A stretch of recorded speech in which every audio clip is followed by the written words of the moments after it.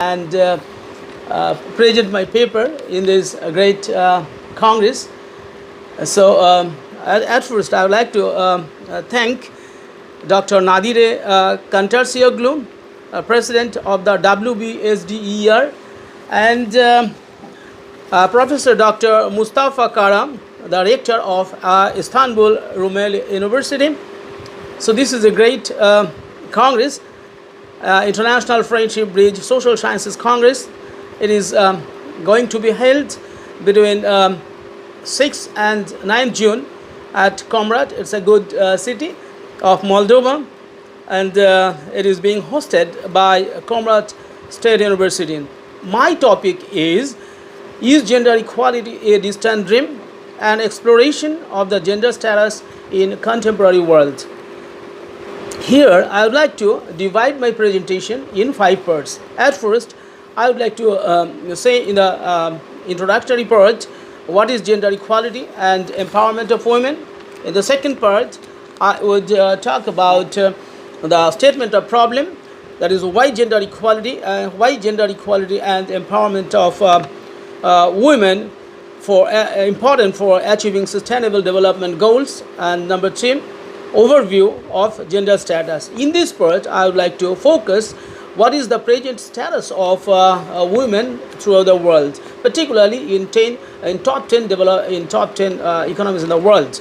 Number 4, after that I will say about the constraints, what are the problems still standing on the way of women's empowerment and gender equality. And finally, in the concluding part, I would like to say about the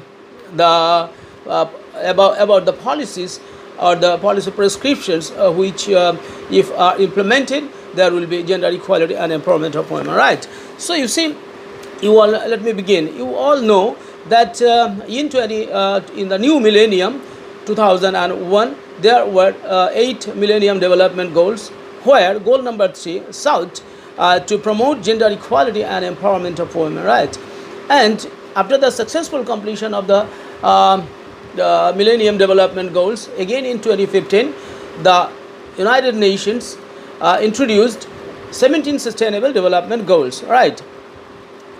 In those goals, out of those 17 goals, goal number 17 talks about achieve gender equality and empower all women and girls. So here in this part, I would at first like to say what is gender equality and gender empowerment, because let me clarify, it is necessary to understand the terminology, to the meaning of the concepts of gender empowerment and gender equality. So at first I would like to say that you see, women and girls comprise 50% population in the world. So if this 50% population are not included in the developmental activities in anywhere in the world, there cannot be sustainable development, there cannot be holistic development. So it seems to me that this 50% population should be given equal opportunity, equal status, and equal scopes to participate in all development activities and social activities, political activities, economic activities,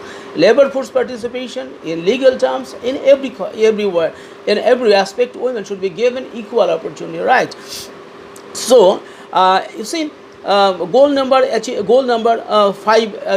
goal number 5 says to achieve gender equality and empower all women and girls. So according to U.S. Agency for International Development, USAID, quote, for societies to thrive, women and girls must be equal and safe access to resources such as education, healthcare, technology, capital, water, sanitation services, land, markets, and justice. They also must have equal rights and opportunities as the boys and girls, improves the overall quality of life for all people across their lifespans. Right. So, unquote. What is gender equality and gender empowerment? The UN General Assembly Resolution number 65/1 of 2010, paragraph 12 states that, quote, achieving gender equality and empowerment of women is both key developmental goal and an important means for achieving all the Millennium Development Goals. Gender equality is a key issue of gender empowerment, right? So ensuring equal status and equal opportunity for both men and women accelerates the process of gender empowerment. Now let us examine what does actually gender equality mean. Gender equality refers to the equal rights, responsibilities, and opportunities of women, men, and girls and boys. Gender equality is achieved when the different behaviors, aspirations, and needs of women and men are equally valued and favored and do not give rise to different consequences that reinforce inequalities. All right. So now let me tell about the concept of women empowerment. You see, the very term empowerment is closely related with the word power, isn't it? So we are not talking here about the rich, influential, and powerful women. We are talking about the disadvantaged, poor, or backward women, right? So here, empowerment is basically a process by which the poor and disadvantaged people attain power to speak, raise voice, negotiate, bargain, raise their status at par with their powerful male counterparts, right? So, according to Sushma Sahai, empowerment is an active, multidimensional process which enables women to realize their full identity and powers in all spheres of life, right? So this is the concept of women empowerment, and why gender equality and empowerment of women is important for achieving sustainable development goals. So this is a statement of problem. You see, in last year in 2023, UN Women and United Nations Development Department of Economic and Social Affairs Statistic Division published a report. The name of the report was Progress on the Sustainable Development Goals, the Gender Snapshot 2023. It says that women's empowerment, they have said, they have point by point or goal by goal. They said that in the report it came to light that end of poverty in all its forms everywhere was the first goal, right?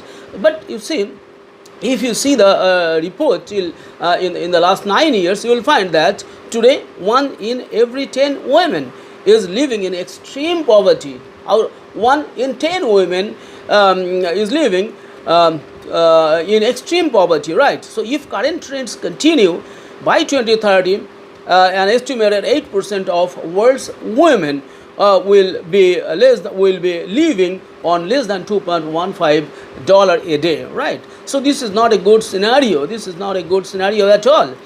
But here I will put emphasis on goal number 5. Goal number 5 aims to achieve gender equality and empowerment of women and girls, right? So, but the snapshot report of 2023 highlights that based on available data of 120 countries and areas, 28 still do not have laws granting women equal rights to enter marriage and initiate divorce. Right, 67 countries lack laws that prohibit direct and indirect discrimination against women, and in 53 countries the law does not mandate equal remuneration for work of equal value. The latest data find that 54% of countries and areas do not have all relevant laws in place in any of the 4 areas of sustainable goal indicator 5.11. Thus, we find that women's inequality is very much pervasive everywhere in the world. Women are not given equal right or equal opportunity to participate in political activities, in economy, in labor force, in other sectors, right? So, in this way, it says that each year around the world, 245 million ever married or partnered women and girls aged 15 and older are victims of physical and sexual violence perpetrated by an intimate partner. You see, women are the victims of physical violence. Women are victims of domestic violence. Women are visiting or victims of official what do you say, official, in office violence. They are the victims everywhere actually, maybe due to their physical weakness, maybe due to their lack of wealth, due to lack of knowledge, due to lack of strength, and due to lack of educational qualifications. All those things are responsible. Okay, so progress of women depends on proper law formulation and implementation of the same. But the available data show that women are nowhere women in the world are equally represented in all the developmental activities. No, here I would like to say about the number 3, overview of gender status in the world. In this part, I would like to focus on the present status of gender equality and empowerment in top 10 economies in the world. Right. So we all know that the United States of America is the richest country in the world. It is having a $28.7 trillion economy, right? But there is income inequality between men and women. If you see that females GDP per capita income is 53,469, while males income is $77,898. So there is a clear gap of 24,429. So it is the third largest. Though it is the largest economy in the world, but here I find that in terms of gender inequality in income, this is the third country out of top 10 economies, right? But which country is the first one? First one is Germany, where we find that $29,018 as difference between the earning of male and female. So the third position occupied by United States. The first position is occupied by Germany, while the second position is occupied by Italy, 26,609. But what is the position of India? India's total income is really very pathetic. Out of all the top 10 economies, though India's position is fifth. India is the fifth largest economy in the world, but it has only $3.9 trillion economy, while female GDP per capita income is $2,958, while males income is $10,696.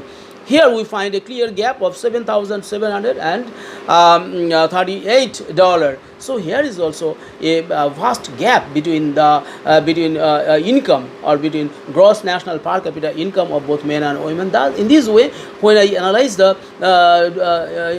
United Nations Development Program, the latest IMF data, it was published on 30th April 2014. I find that in all 10 topmost economies, we find that there is not a country while there is gender equality in terms of income, right? So secondly, if we say that educational scenario in top 10 economies, here is also I find gender discrimination. But though mean years of schooling and expected years of there is difference between expected years of schooling, but mean years of schooling is almost the same. You see, in the United States of America, females mean years of schooling in 2022 was 13.7 years, while it was 13.5 years for males. But I find a problem in India. India is having the lowest expected years, India has the lowest mean years of schooling in 2022. We find that females' mean years of schooling is only 5.5 years, while males' expected years, actual years of mean years of education is 7.7 years, while we find that in France it is 11.5 for female and 11.9 for male. In this way, I find a similarity or parity of achievement in educational field in all other developed all other top 10 economies, right? So now I will say about gender inequality index in top 10 economies in the world. Here I find that women and girls hold 50% population in the world, but whenever you will see that, you will never find that this proportion is maintained in labor force participation. This proportion is maintained in labor force participation, in political participation. I mean, their participation in highest decision making bodies, that is in parliaments. Because if you see that United States, only 28.1% women are in parliament. In China it is 24%. In Germany 34%, in Japan 15%, and India 14.6%. It is the lowest of the top 10 economies. All right, United Kingdom 31%, France 36%. Like this in Brazil, Italy, and Canada also, there are the women's lower participation rate in top decision making bodies are found. So there is a gap. Right, and then you will see that labor force participation also. You will find that in the United States, see, you are all the developed countries, all the richest countries in the world. These top 10 economies, you will never find that labor force participation. There is parity in labor force participation between men and women. You will find a clear gap of 12% in the United States. You will find 21% gap in China. You will find 10% gap in Germany. Japan is 27%. It is 27%. But India, the highest gap, 48%. 28.3% female participation rate in labor force, while 76.1% participation rate for males in India. Right? But similarly in France, you will find 8% gap. In Brazil 20%, in Italy 18%, and Canada 8%. So in this way, everywhere you will find that there is gap in labor force participation. So this is the scenario, right? So this is the scenario in our overall scenario. But due to time constraint, I will not go further. I will say about constraints. There are some constraints standing on the way of women's empowerment and gender equality. Those are patriarchy. Patriarchal world as a whole is, maybe it is USA, maybe it is UK, maybe it is Middle East, maybe in Europe, maybe Africa, maybe Asia. So everywhere I find that still it is patriarchal mindset is there in male. Okay, so it is India is particularly a male-dominated society. Number one. Number two, male members are more in number in highest political decision-making bodies. So definitely they will formulate laws, they will formulate policies for their empowerment, though they say equality, but they do not make policies for 50% participation of women in top political decision-making bodies. Right. Number four, globally women are lowly educated than their male counterparts. And number five, women's lower skills and knowledge hinder their participation and empowerment. Number six, women's physical weakness is a major fact. And finally, I would say that mental makeup is a great hindrance for women's empowerment, because they think that we are happy with our parents, with the income of our parents, and after marriage they think, many of them think that we are happy with the income of our husbands. So, and finally in the latter age, they find that yes, will be dependent on our children, particularly sons. Here, this is the mindset in India, right?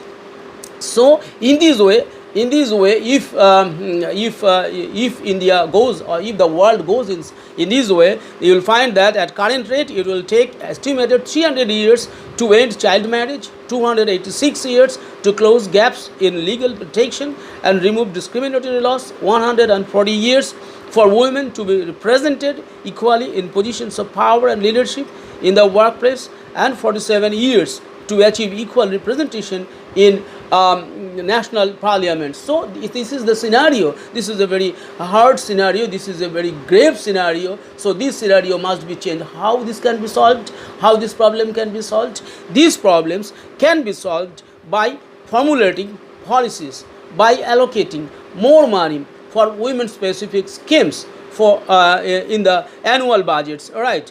So their physical empowerment is necessary. Their entrepreneurial skills development should be increased. Their training, their training, and more and more women and girls should learn about STEM, that is science, technology, mathematics, and engineering. And they will, the more women will come in the male-dominated fields, in space research, in robotic engineering and nanotechnology, and in this field, when women will come more and more, equal representation. I want equal participation of both men and women in all the development works. When both men and women, particularly when women will make up their mind and come more in academic institutions, they retain in academic institution, complete their studies up to minimum up to graduation level, and they attain their skills and capacity. They will increase their capacities. They will learn when they will learn entrepreneurship skills, when they will take training, and they will be computer literate. Then only women's empowerment will be possible. And when women's legal empowerment is necessary, women's physical empowerment is very important. I always recommend for women's physical empowerment, maybe through judo, karate, maybe through physical exercise, or maybe through other means of physical exercise. And women's economic empowerment is very much necessary. Women should join and participate in labor force. They should come more and more in managerial position. Women should participate more in political activities. They should come and hold positions in political activities, maybe in legislative assemblies and in parliaments and in local level bodies also. So in this way, when women will be equally participate in legal field, economic field, political field, social field, and they will improve their mental makeup. They will be strongly determined that yes, we will be empowered. We will improve ourselves. We will develop ourselves. We will achieve equal status, and we will get equal treatment from the male-dominated society. And only there will be gender empowerment and gender equality. I hope that all my women friends and sisters will come forward, and they will participate in development activities, and from today itself. And I hope the day is not far when there will be gender parity, gender equality, and all men and women will achieve empowerment and equality and enjoy equal fruits of development. With these words, I would like to conclude here. Thank you very much.